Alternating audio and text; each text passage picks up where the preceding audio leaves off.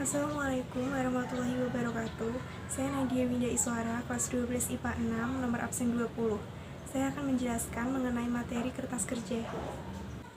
Kertas kerja adalah suatu daftar berlajur-lajur yang direncanakan secara khusus untuk menghimpun semua data akuntansi yang dibutuhkan perusahaan pada saat akan menyusun laporan keuangan dengan cara yang sistematis.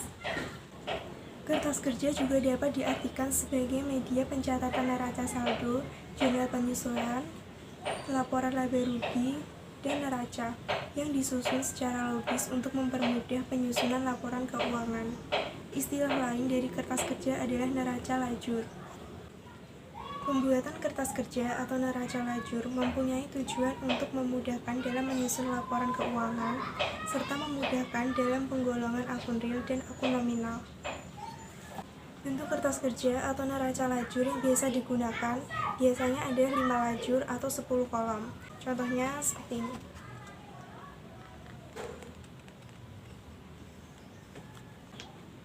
Untuk langkah-langkah penyusunan kertas kerja, kita langsung saja masuk pada contoh soal.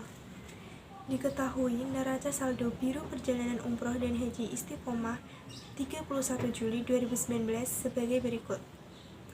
Dan disajikan pula data penyesuaian pada 31 Juli 2019. Langkah pertama yaitu kita berjudul di bagian atas kolom. Di bagian tengahnya kita beri nama perusahaan. Nah, di contoh soal ini nama perusahaannya yaitu Biro Perjalanan Umroh dan Haji Istiqomah. Kemudian di bawahnya nama laporannya yaitu kertas kerja. Di bawahnya periode pembuatan kertas kerja yaitu 31 Juli 2019. Dapat kita lihat di ini.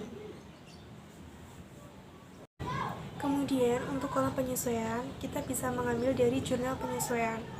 Jika nomor akun dan nama akun tidak ada sebelumnya pada neraca saldo, kita bisa tambahkan nomor akun dan nama akun di bagian bawah hasil akhir neraca saldo. Kemudian untuk kolom neraca saldo disesuaikan, bisa kita ambil dari neraca saldo dan penyesuaian. Misalnya di neraca saldo di bagian debit dan penyesuaiannya juga di bagian debit, berarti itu kita jumlahkan dan hasilnya kita letakkan di kolom neraca saldo disesuaikan yang bagian debit juga. Sedangkan kalau di neraca saldo itu diisinya di bagian kredit dan penyesuaiannya juga di bagian kredit, itu kita jumlahkan dan hasilnya kita letakkan di neraca saldo disesuaikan yang bagian kredit juga.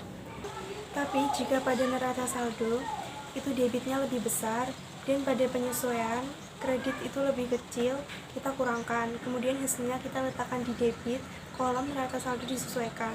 Dan sebaliknya juga, pada soal ini kasnya itu kan ada 50 juta di debit yang neraca saldo. Kemudian di penyesuaiannya tidak ada. Langsung saja kita pindahkan di bagian debit juga yang di neraca saldo disesuaikan.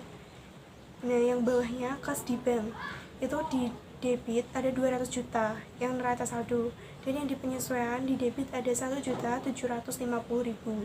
Berarti kita jumlahkan karena sama-sama di debit, kita letakkan di debit juga di bagian neraca saldo disesuaikan. Kemudian yang bawahnya sama, ini cuma ada di debit aja, berarti kita langsung masukkan aja di debit neraca saldo disesuaikan yaitu 25 juta. Begitupun seterusnya. Nah, pada yang akumulasi penyusutan kendaraan, itu kan di neraca saldo adanya di bagian kredit, di penyesuaian juga di bagian kredit. Itu kita jumlahkan, hasilnya kita letakkan di bagian kredit yang neraca saldo disesuaikan. Yang bawahnya sama seperti tadi, jika semuanya sudah dipindahkan, kemudian kita total. Yang di debit kita total semuanya yaitu ada 862.500.000 rupiah. Yang di kredit kita total juga jumlahnya ada 862.500.000 rupiah. Yang dari debit dan kredit itu hasilnya harus sama. Kemudian pada kolom laba rugi kita bisa melihat dari yang neraca saldo disesuaikan. Tapi khusus untuk akun nominal, yaitu yang pendapatan dan beban. Nah, di sini itu pendapatan ada di ini, pendapatan jasa 255 juta. Kita langsung saja masukkan ke bagian kredit yang di kolom laba rugi. Kemudian yang beban-beban ini juga kita masukkan di kolom laba rugi yang bagian debit. Kemudian hasil akhirnya ini kita tambah yang di bagian debit ada 52.500.000. Kemudian yang di bagian kredit itu adalah yang pendapatan. Kita total ada 257 juta.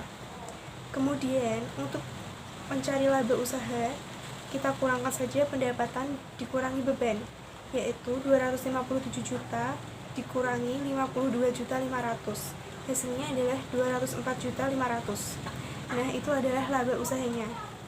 Kemudian untuk kolom neraca, kita juga bisa lihat dari neraca saldo disesuaikan.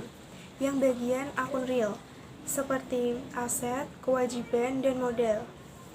Langsung saja dipindahkan. Yang di bagian debit, kita pindahkan langsung di kolom neraca bagian debit juga. Kemudian yang di bagian kredit, kita pindahkan di kolom neraca bagian kredit. Kemudian kita total, yang di bagian debit kita jumlahkan semuanya, hasilnya adalah 810 juta. Dan yang di bagian kredit kita jumlahkan semuanya, hasilnya ada 605.500.000. Kemudian kita kurangkan, debit dikurangi kredit, itu hasilnya 204.500.000. Hasilnya harus sama seperti hasil laba usaha yang tadi. Dengan begitu, kita sudah selesai membuat kertas kerja. Dan hasil akhir di setiap kolom harus sama. Sekian pembahasan materi kertas kerja dari saya. Mohon maaf apabila ada kesalahan kata. Wassalamualaikum warahmatullahi wabarakatuh.